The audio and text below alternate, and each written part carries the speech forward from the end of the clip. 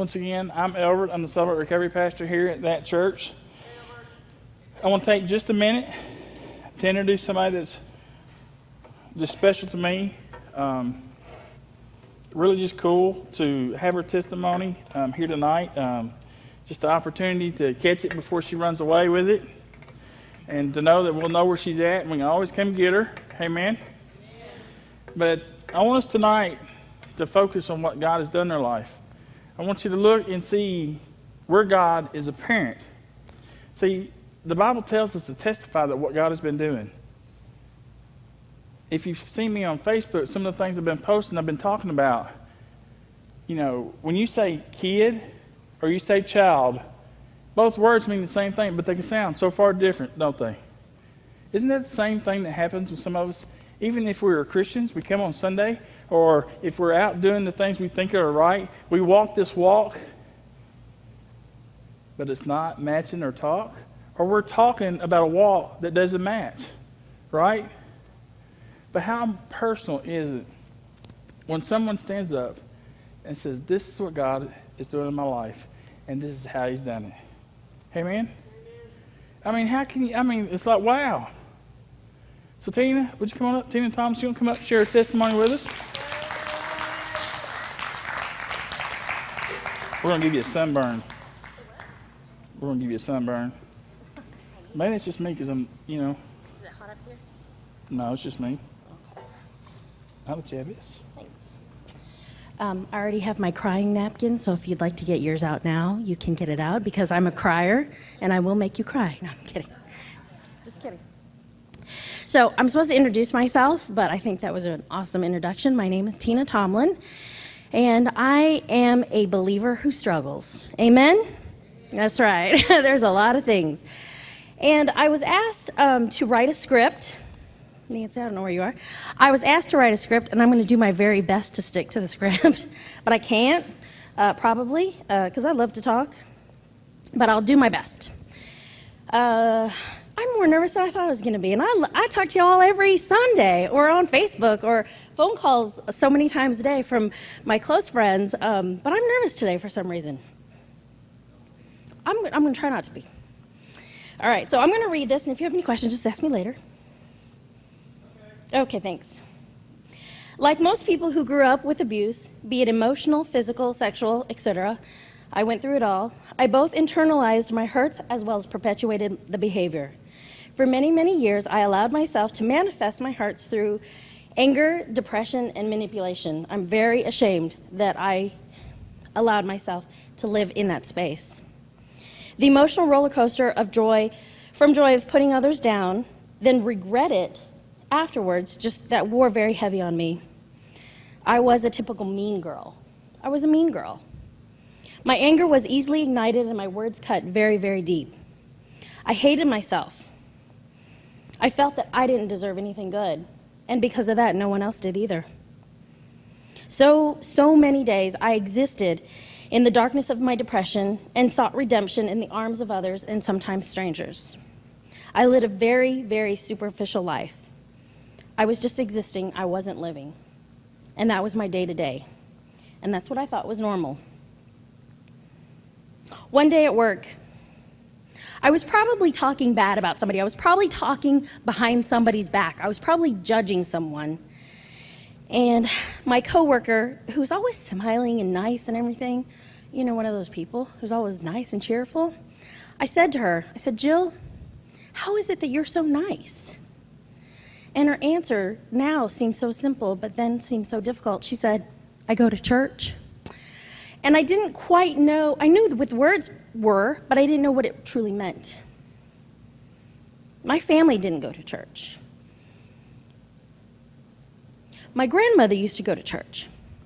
And it was a small church, a small Midwestern church where there was probably maybe 10 pews, and you had to wear uncomfortable clothes, that was itchy and gross, and you had to be quiet and sing really boring songs. That's what I knew as church. But my parents didn't go to church. Sunday was the day we slept, right? You cleaned house on Saturday, and you slept in on Sundays. So my perception of church was just that, being stuffy and judgmental. I was already judgmental. Why did I need to wake up early on Sunday morning to be around other judgmental people? I was probably hungover anyway, so I just slept in. But that following Sunday, I went to church with Jill. It was really great. I went to Mercy's Cross in Conway. And I remember I was really nervous too, because I knew that I was going to be judged, right? Because that's what happens at church. So I thought at that time. This was just 2 years ago. But I felt like I found something. Have you ever experienced something and realized, wait, that was the thing that I was missing that I didn't know I was missing until I found it? Have you ever felt that? I felt that. And I cried. And it was around people who was wearing jeans, so it wasn't stuffy, and I was happy. I felt good about going, but I was still very guarded. But I got over myself, I got over my pride, and continued attending Mercy's Cross here in Sherwood. I would always sit in the very back. I still sit in the back today because that's where the vent blows really good. But back then, I would sit in the back because it was nice and dark and I could be by myself. I sat silently every week. And I was still existing in that pool of self-pity. I was still experiencing bouts of rage. Even though I knew I needed to come every week, I still felt it. Then I decided to research this thing called Celebrate Recovery. So I got on the website and I checked it out. Hurts, habits, hang-ups. And I thought, I got that. I can do that. That's me. Surely that website was dedicated towards me. So I decided to come. I emailed Albert and I was like, hey, can I come to your thing? Through email. And he's like, sure, come on. So I walked in the door when we had the CR Center. I was like, okay, I'll be there. And I didn't want to come and eat, because I didn't know. What am I supposed to come and eat with people I didn't know? This is not a place I would have been to. So I came and ate, and I sat down, and I was really, really nervous. And I thought, here's another place I'm going to be judged, right? Because that's what church does. That's what church people do. They judge.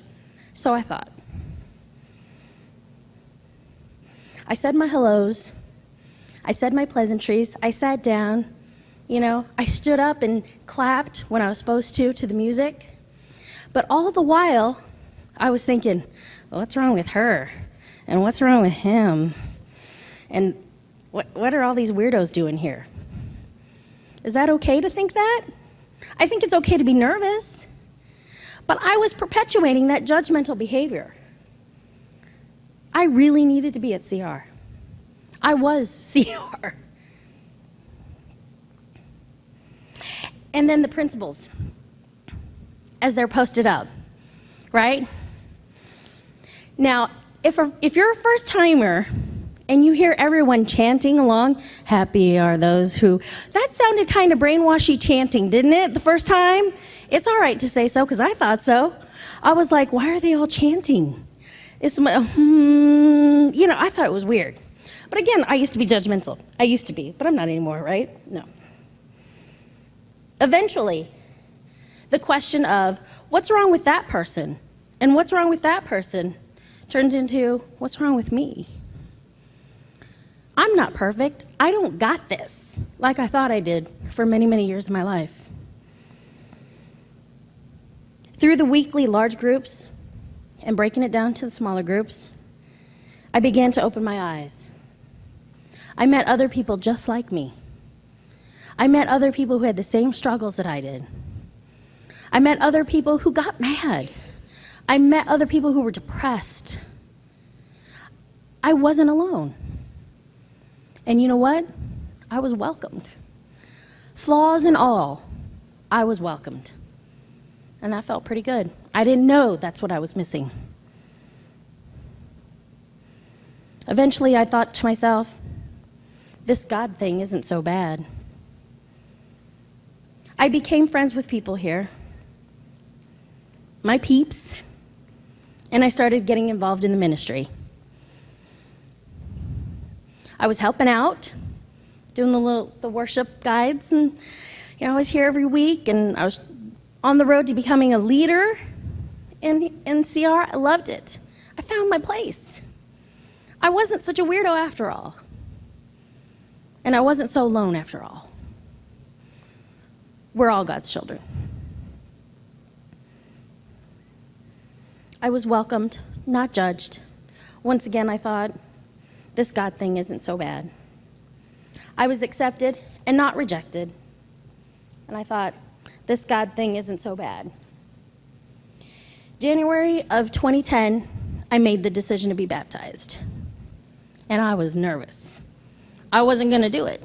Up until probably that afternoon, I wasn't going to do it. Because I was still worried about being judged. I was worried about turning it over to God, turning it all over to God. Because I had lived 40 years of my life handling it myself. But I knew that's what I needed to do. Albert baptized me.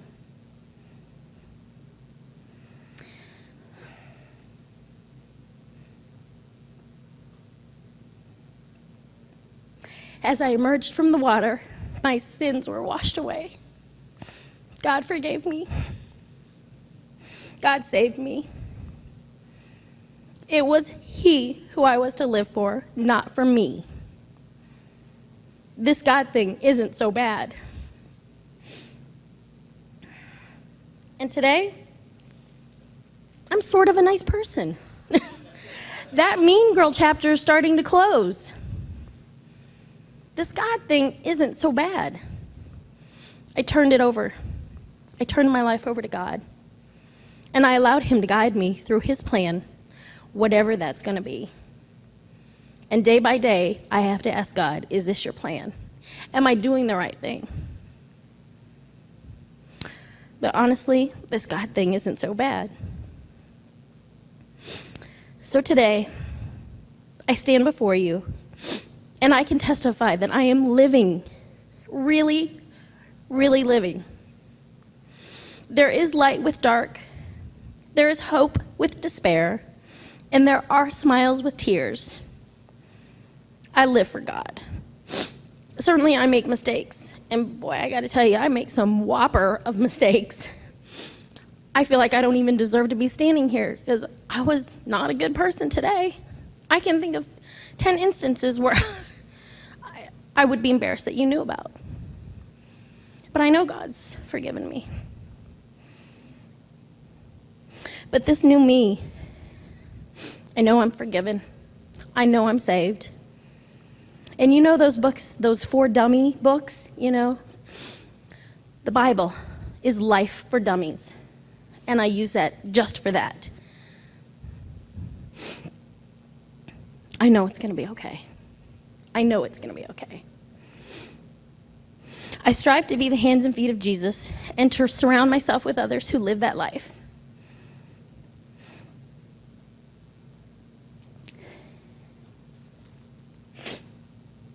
Through Christ, I have been given a new life, a great new life. As you know, I have 2 wonderful kids because of God, through the grace of God. I have 2 great kids. Now, of course, they kind of make me mad sometimes, but they're great kids. That's God. That wasn't me. These kids need me. Not only for the basic needs, but to be the spiritual leader. And that is what I am living to be. And I make mistakes, and I will take 2 steps forward and probably 3 steps back every day, but I'm going to keep trying. And I want to show them the unconditional love, grace, and mercy that God has shown to me once I became a Christian, once He became my personal Savior. I take my job very seriously as being their leader, my children's leader, and showing them who God is. And sometimes that's what it takes, I think, is having kids to show you God's patience, right? And God's mercy. That's what I've learned. By no means do I stand before you tonight proclaiming that my life is perfect, because it never will be perfect. And things do go astray. But I can be witness to God's work. He loves, he lives, he forgives. This God thing isn't so bad.